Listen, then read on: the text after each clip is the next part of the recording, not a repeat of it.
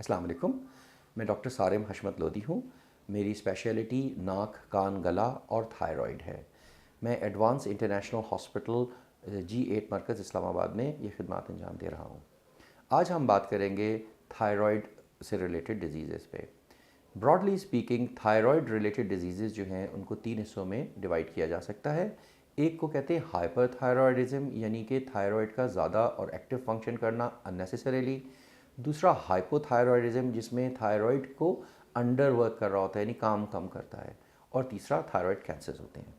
सबसे पहले हम थायराइड को ज़्यादा फंक्शन करने वाले मौजू पे बात करते हैं, जिसको हाइपरथायरॉयडिज्म कहा जाता है।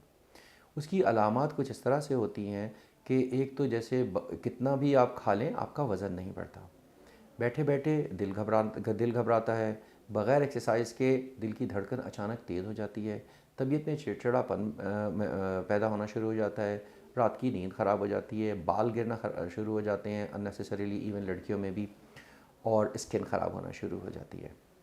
और इसको कहते हैं हाइपरथायरॉयडिज्म। दूसरी वैरायटी है हाइपोथायरॉयडिज्म, जिसमें थायराइड फंक्शन बिल्कुल स्लो हो जाता है। उसके फंक्शन के स्लो होने की वजह से आप कुछ भी ना भी खाएं, बहुत कम खाना खाएं, तो भी बैठे बैठे वज़न बढ़ना शुरू हो जाता है। बहुत कमज़ोरी, लेथार्जी, दिल ही नहीं चाहता कुछ काम करने का, और सुबह के वक्त जैसे बिस्तर से निकलने का भी दिल नहीं चाहता। और स्किन और बालों से रिलेटेड ये दोनों मसाइल होते हैं। एक चीज़ मैं यहाँ पे आपको बताना चाहूँगा कि हाइपर और हाइपोथायरॉयडिज्म में दोनों में पॉसिबिलिटी होती है लड़कियों के लिए, ख़ास तौर पे, वैसे मर्दों के लिए भी, कि उनके यहाँ औलाद पैदा नहीं होती। और अगर औलाद पैदा हो तो वो अर्ली प्रेगनेंसी ही में ही ख़त्म हो जाती है। तो ये भी एक बहुत बड़ा मसला थायराइड रिलेटेड है। तीसरी वैरायटी थायराइड कैंसर्स हैं, जो कि खुदा न खास्ता अगर कभी किसी को होते हैं तो सबसे पहले तो गर्दन में swelling. By the way, swelling तीनों हालात में आ सकती है, यानी कि हाइपर में, हाइपो में और कैंसर्स में। लेकिन कैंसर की जब हम बात करेंगे तो गर्दन में एक तो थायराइड ग्लैंड की स्वेलिंग, और उसके अलावा गर्दन में दीगर गिल्टियाँ निकल आती हैं।